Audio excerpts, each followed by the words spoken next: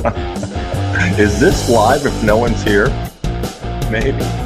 Maybe I'm just being lazy. It's the easiest way to post this to YouTube and my other socials. So, welcome back, boys and girls. This is my third podcast out of a scheduled 30. 30 is the number that you got to get to. Let me turn this on.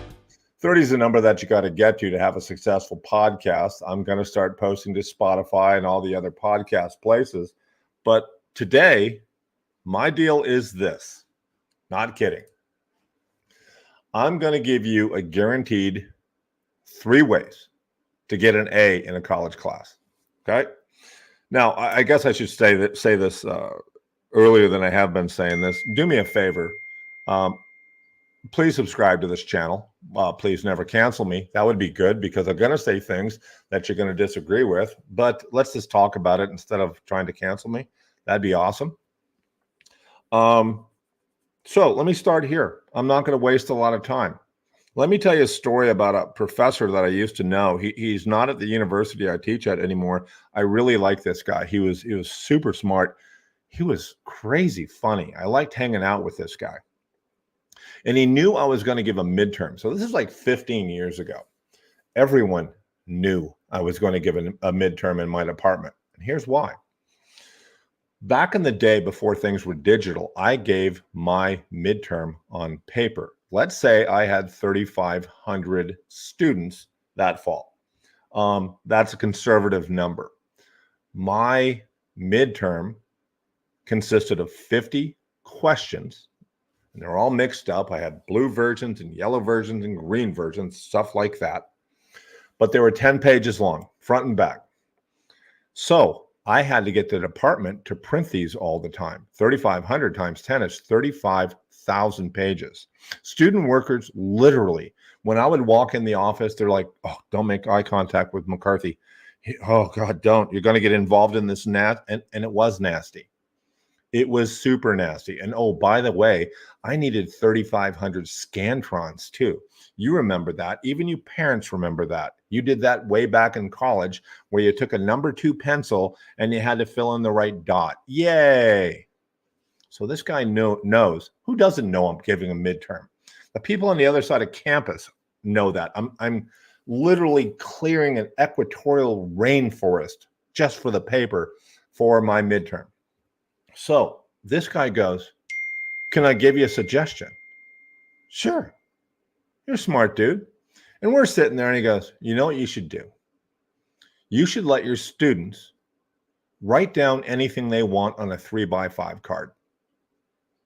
Are you out of your mind, dude? That's what I said to him. And yes, that's how professors talk to each other. At least the ones I hang out with do. What are you talking about? Why would I let them do that? That's stupid. Just try it. So here's my problem. I really respect this guy. And he's really funny. Did I tell you that? He is. But he was super smart. He goes, try it. So I go into classes that week. Okay. Here's an announcement for you. Just so you know. Everyone knows the midterm's coming up next week. I know you're kind of, nervous about it. But here's what I'll let you do. You can fill out a 3x5 index card with anything you want. Write anything you want. So many questions. Front and back? Yep. Front and back. Anything. One kid's like, if I really wanted to, could I write down the entire book word for word? And I'm like, sure. Go for it. So the day of the midterm comes up. Now, imagine this picture. My auditorium holds about 400 people. And this is going to happen multiple times during the day. They're all seated there. I have so many pieces of paper, 35,000 pieces of paper, plus 3,500 Scantrons. People are orbiting the room, making sure you don't cheat. Everyone's got their little card out. Happy, happy, happy. And I see people putting them on their desk. Midterm happens. So I'm talking to my buddy. I'm like, hey, so what was the big deal with the 3x5 card? Because I saw some amazing 3x5 cards. I had no idea some of my students could write in molecule. Some letters were so small, I couldn't read them. And by the way, we made them turn I made them turn the 3x5s in with the test. What's the big deal? Oh, and by the way, the kid that won the internet for that day, he took his 3x5 card. Let's say my hand here is the 3x5 card. He cut it this way and he opened it up and now has 4 pages to write on. Dude, you're the smartest kid here. You're probably going to win a Nobel Prize. That is the critical thinking I want to see. So I'm asking this guy, what was the big deal? He goes, okay, when you go in next week and you break down what happened in the midterm, you talk about the grades, you talk about what happened. First thing I want you to look at is, did you get a better outcome? Are your grades higher? And the answer was yes. They were way higher. And that's all I really care about in class. I care about outcome. I care about, did you do well in this class, that class, and the other class? He goes, all right, 2 things. I want you to ask your students 2 things the week after the midterm. Okay, what are they? First one is, what did you think about the 3x5 card? So I do that. I walk into class, and this is going to happen 10 times or 12 times that week because I think I have 10 or 12 classes of 400. And everyone's like, it was the best thing ever. Really? Wow, big surprise there. Then this professor goes, the second question is the most important question by far. And the reaction's not going to be their reaction. It's going to be yours. So I said, what do I ask him? Ask him this. While you were taking the midterm that you're sweating over, how many times did you reference your 3x5 card? This happened every class. Same reaction. All of a sudden, it's super quiet in the room, and everyone's kind of looking around at each other. And turns out, everyone starts saying, I'm not sure I looked at it during the exam. If I did, maybe it was once really quickly, but for the most part, I didn't look at it. Huh. So, dude, what does that mean? He goes, look, I was just jerking you around because I wanted to find out if this was true, but I just read this Harvard review or whatever that, believe it or not, writing stuff down is the best way to retain knowledge. And I said, he goes, you just proved it for me. This study said not only is writing stuff down better than typing it on a computer. He goes, you write it down, then type it on a computer.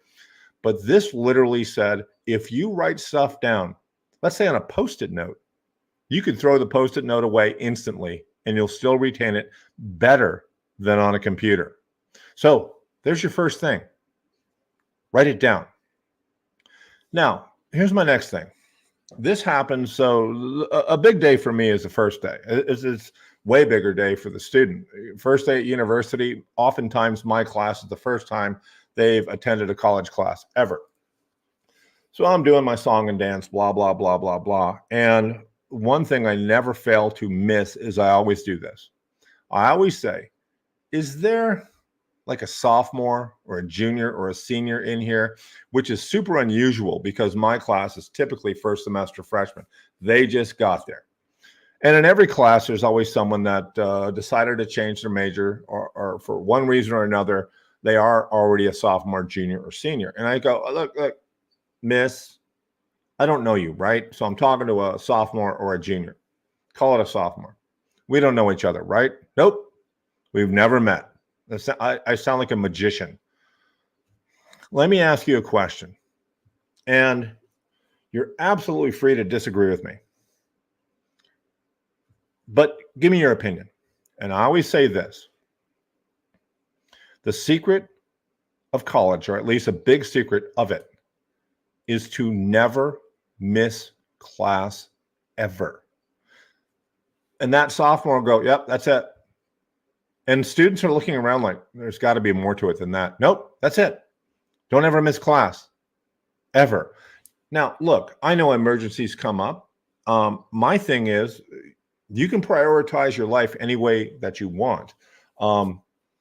But missing class, that is the worst possible thing you can do. And I'll even admit to my students, I'll tell you something. Sometimes this stuff is boring. It doesn't assuage the fact that you need to know it. I'm going to be boring. I promise you I'll be boring. It's really hard to make transmission control protocol, internet protocol interesting sometimes, but you still have to know it. So that's your second thing. Never miss class ever. It's a big deal. And here's the third one. A lot of people disagree with me on this one, and I'm sorry, but I'm going to say it anyway. Don't cancel me. Thanks. Here's what happens. Late semester, you'll see a lot of the same people sitting in the back of class. And I already know that if you sit in the front of class, I already know this, you're going to get an A. I am so sure of that. I've done this a couple of times. I did this last semester, and there was this young woman. I met her first day, really cheerful. Turns out really funny. Just a snarky sense of humor. Gave me shit every chance she had. Just a great student. And I said this. I said, look, if you sit in front of class and you never miss class, I can guarantee you're going to get an A+ in here. She goes, guarantee, really? Yeah, pretty much. Do you want to bet? Yeah, I'll bet you. And I did. And she never missed class, and she called me on it last day. Hey, I didn't miss any class. Ever. Didn't miss one. And at that point, I felt like we were kind of friends. I'm like, all right, smartass, what grade did you get? Oh, I got an A+. I win. And it was great. So sitting in the front of class and never missing class is so gigantic. But here's what happens. This is really a weird thing. You can disagree with me on this all you want. I have thought about going to the back of my class. So I have a big group that sits in the front, and I love that because it makes my day pretty interesting, not blah, blah, blah about computing all day, because I get to meet a lot of students, see where they're from, what they're all about. I especially like talking about sports or anything, and I especially like to hear what they think. Apparently, LeBron's the greatest basketball player of all time. You're wrong. He's not. It's not Michael Jordan either. Maybe I'll reveal that in some future podcast. But I see these kids sitting in the back all semester long, and part of me wants to go up there and go, hey, you know what? I need you to sit up front. I'm not asking you, I'm telling you. But I don't do that. I don't think that's my place. I'm not a middle school teacher. But I'm conflicted because I know that if you sit up front, you're going to do really, really well. And that's the difference between high school and university. I'm going to talk about that in a future podcast. This is treating university like high school. But I can tell you it is that big a deal to sit in the front. Are you shy? Is that what you're going to let hold you back at university because you're shy? Look, we all get shy. I get shy in social situations, believe it or not. Overcome it. Get in the front. Is the professor going to call on me? Maybe. Well, what if I don't know the answer? Oh, no. It doesn't matter. Sit in the front. So here they are again. Write stuff down. Never miss class. And sit in the front. Now, does that sound like a huge secret? Yeah, it sounds like fitness. How do I lose weight? Eat less and exercise. Wait, there's got to be more. Nope. That's it. How do I do well in college? Sit in the front. Don't miss class. Write stuff down. That's all I got for you today, boys and girls, on my live podcast. And I'm going to be really curious if anyone was out there in podcast or live land to even see it. But like I said, here's what I'm doing. I committed to 30 podcasts. You have a great weekend. I'll talk to you next time. I'll talk to you next time. See ya.